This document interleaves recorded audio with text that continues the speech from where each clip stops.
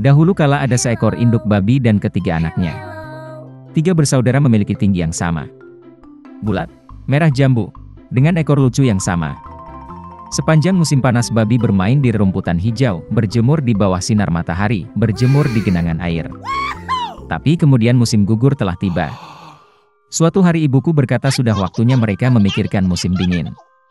Dia meminta mereka untuk membangun rumah besar. Sang adik berkata bahwa musim dingin masih jauh.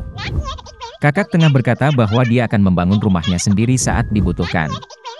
Dan sang kakak memutuskan untuk membangun rumah itu sendiri. Saudara laki-laki dan perempuan yang lebih muda tidak melakukan apa-apa selain memainkan permainan mereka. Itu menjadi semakin dingin setiap hari. Sang adik memutuskan untuk membangun rumah dari jerami. Saudara tengah mengira akan sangat dingin di rumah jerami di musim dingin. Dia memutuskan untuk membangun rumah dari ranting dan ranting. Menjelang malam perumahan mereka sudah siap. Mereka sangat bangga pada diri mereka sendiri dan tidak pernah merasa cukup dengan bangunan mereka. Sekarang mereka bebas dan dapat melakukan apapun yang mereka inginkan. Mereka memutuskan untuk pergi ke kakak laki-laki mereka dan melihat rumah seperti apa yang telah dia bangun untuk dirinya sendiri. Kakak laki-laki sedang sibuk membangun. Dia mengoleskan batu, menguleni tanah liat, dan perlahan membangun rumah yang andal dan tahan lama. Adik laki-laki menemukan kakak mereka sedang bekerja. Mereka sangat terkejut dengan jenis benteng yang dia bangun. Kakak laki-laki itu dengan tenang terus bekerja.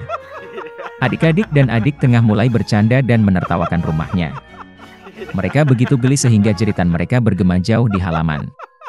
Kakak laki-laki meminta untuk diam karena serigala bisa mendengar mereka. Adik-adik laki-laki dan menengah semakin terhibur. Mereka memutuskan bahwa kakak laki-laki itu hanya seorang pengecut. Dan kedua saudara pemberani itu pergi berjalan-jalan. Dalam perjalanan, mereka bernyanyi dan menari, dan ketika mereka memasuki hutan, mereka membuat begitu banyak suara sehingga mereka membangunkan serigala yang sedang tidur di bawah pohon pinus. Serigala yang tidak puas dan lapar pergi ke tempat di mana jeritan dua babi bodoh itu datang. Saudara-saudara berjalan dengan riang dan berbicara tentang betapa mudahnya mereka menangani serigala. Dan tiba-tiba mereka melihat serigala hidup yang nyata. Dia berdiri di belakang pohon besar. Dia memiliki mata yang sangat jahat dan mulut bergigi besar. Saudara-saudara begitu ketakutan sehingga ekor mereka yang kurus gemetar dengan halus. Serigala bersiap untuk melompat, dia mengatupkan giginya dan mengedipkan mata kanannya. Anak-anak babi itu tiba-tiba tersadar dan, memekik melintasi hutan, bergegas melarikan diri. Mengumpulkan awan debu, mereka bergegas ke rumahnya masing-masing. Adik laki-laki itu berlari ke gubuknya yang beratap jerami dan membanting pintu di depan serigala. Serigala menggeram dan menuntut untuk membuka pintu. Adik laki-laki, karena takut, tidak bisa mengucapkan sepatah kata pun. Kemudian serigala mulai bertiup. Atap ringan segera terbang dari gubuk jerami. Serigala itu menarik napas dalam-dalam dan meniup untuk kedua kalinya, dan rumah jerami itu terbang ke segala arah. Serigala itu senang, mematahkan giginya dan menerkam adik laki-lakinya.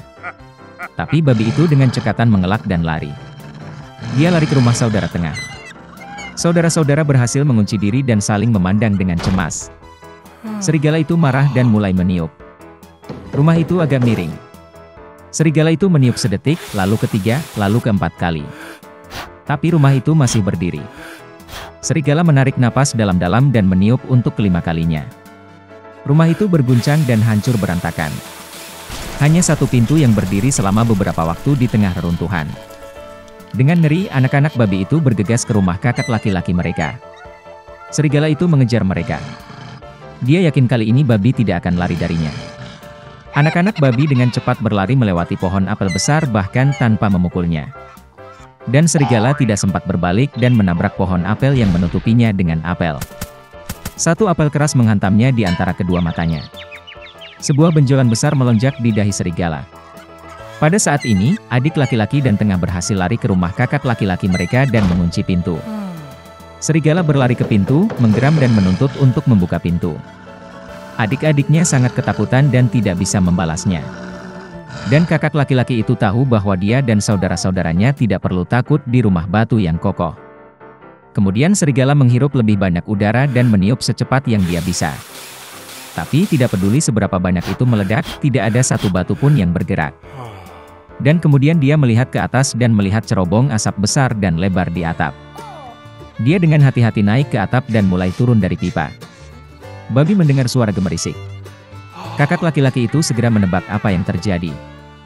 Dia segera bergegas ke kuali, tempat air mendidih, dan membuka tutupnya. Serigala itu turun dari pipa dan langsung jatuh ke dalam kuali. Matanya membelalak ke dahinya. Serigala yang tersiram air panas terbang dengan raungan liar, dan bergegas ke hutan. Dan ketiga babi kecil itu menjaganya dan senang karena mereka dengan cerdik telah memberi pelajaran kepada perampok jahat itu. Sejak saat itu, saudara-saudara dan ibu mereka mulai hidup bersama, di bawah satu atap. Suatu ketika ada seorang gadis kecil. Suatu ketika ayahnya yang kaya menikah dengan ibu tiri yang jahat. Dia menetap di rumah bersama kedua putrinya. Mereka cantik dan berwajah putih, tapi jahat dan kejam di hati. Dan kemudian tibalah saat yang sulit bagi gadis malang itu. Dari pagi hingga larut malam, mereka memaksanya melakukan pekerjaan kotor, mengangkut air, memanaskan kompor, memasak makanan, mencuci piring, dan mencuci pakaian.